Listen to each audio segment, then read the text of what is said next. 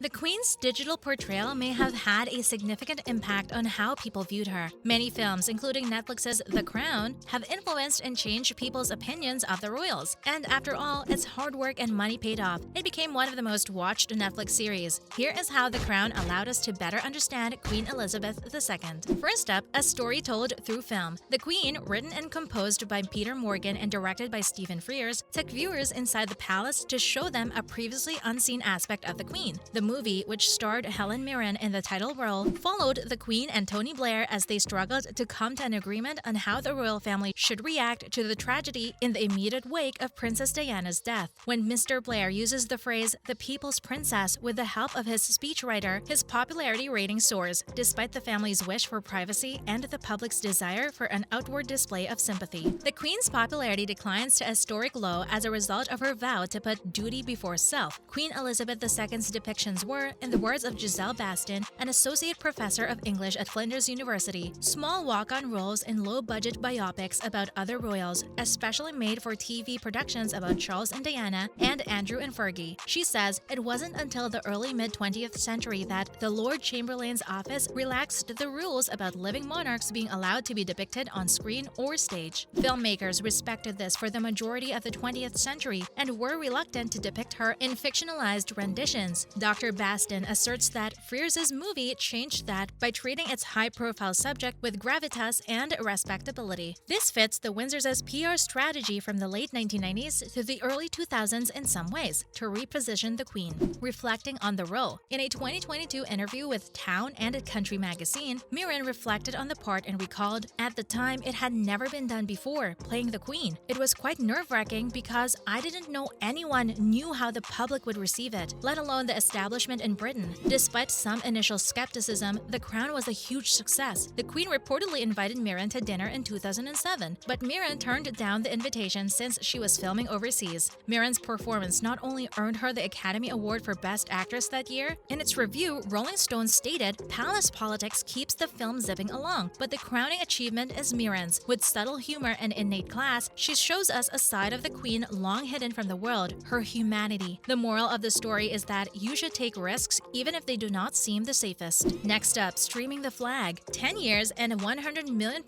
ending up at $169 million Netflix contract later. Morgan's The Crown took viewers back to the start of Queen Elizabeth's record-breaking reign. The historical drama expanded the audience for the royal biopic genre by making it streamable, allowing millions of people to see the Queen's life story as never before. She is given a gold crown by Foy because it depicts the Queen's life at various points. The Crown was well received by viewers. The first two seasons of The Crown focused on the early years of Elizabeth II's rule, with Claire Foy portraying a young Lilibet as she adjusts to her unexpected throne accession at the age of only 25. Dr. Baston comments on the first few seasons of The Crown as a period where very little was known about the Queen's private life and persona. The British public knew the basic facts about her, but the palace tightly controlled stories about her private life and off-duty persona. She says, Morgan's The Crown, with its mix of made-up details and creative embellishment, coupled with stories about the day's political events, seemed to show Queen Elizabeth II in a new light. Next up, early life of the Queen. Dr. Baston explains that by casting a young actress as the Queen, viewers could believe they were witnessing the true story of what happened to this young woman who tragically became the monarch far sooner than she had anticipated or wished. When doing research for the part, Claire Foy said she found the accession to be one of the most fascinating moments of the Queen's life. In 2016, Foy told Vogue, "I just always accepted the fact that she had always been there my entire life. Sort of like your grandparents, you sort of accept that they were never young." Two of the most seismic things that happened to her life at the same moment in her life. You can't underestimate what that does to someone. That amount of shock and trauma and responsibility. I never thought about that as a British citizen. I never considered the personal impact of the job. Similar to The Queen, The Crown has been popular with viewers. Since its debut in 2016, 76 million households have streamed the show, according to Netflix data released in 2020. Foy won a Golden Globe, an Emmy, and 2 Screen Actor Guild Awards for the part, and the show as a whole received other honors. Dr. Baston comments, "Clearly, Morgan has found his golden goose." Next up, shifting the guard. Olivia Colman played an older Elizabeth who was battling middle age, parenthood, and the demands of duty in the 3rd and 4th seasons of The Crown. Being one of history's most recognizable individuals, Colman said to The Guardian in 2021, "Was the most stressful thing I've ever done because everyone goes, 'That's not right.' The Aberfan disaster, a devastating collapse of a Welsh coal mining pit in 1966 that killed 116 children and 28 adults, and its implication for the Queen were the focus of the third episode of The Crown's third season. In reality, a week after the tragedy, a day after the last body had been found, she appeared to respond slowly, which garnered criticism. It was a moment that repeated itself years later following the death of Princess Diana. The Queen is seen leaving the funeral and going to her bedroom in The Crown, only to ultimately lose her composed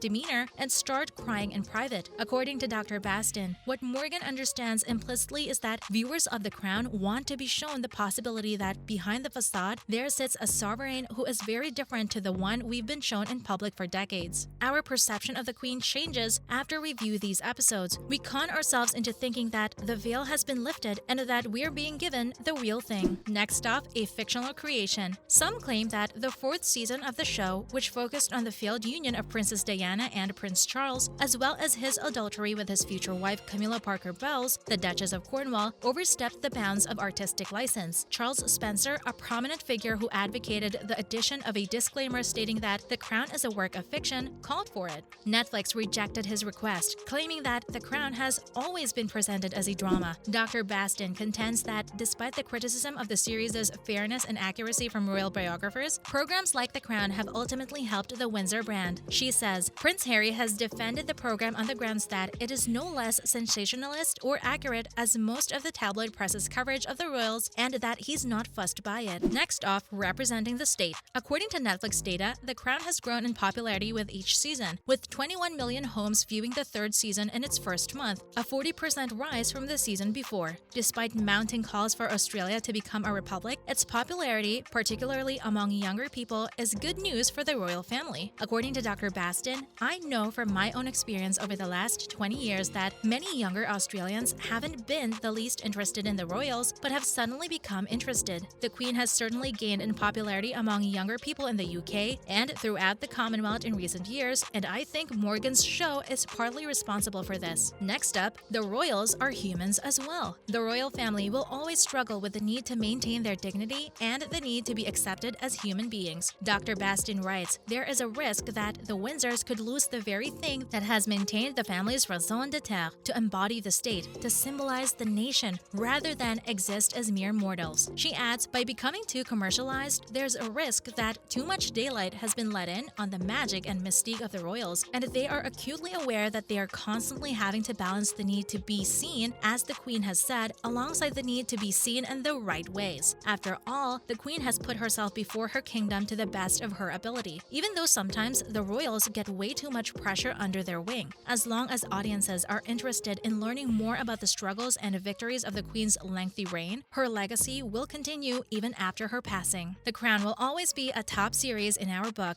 and as for Queen Elizabeth, we truly respect her duties towards the country. Who is your favorite character from The Crown? Do you think The Crown is a correct portrayal of the Queen? Make sure to let us know your thoughts down below. Thanks for watching!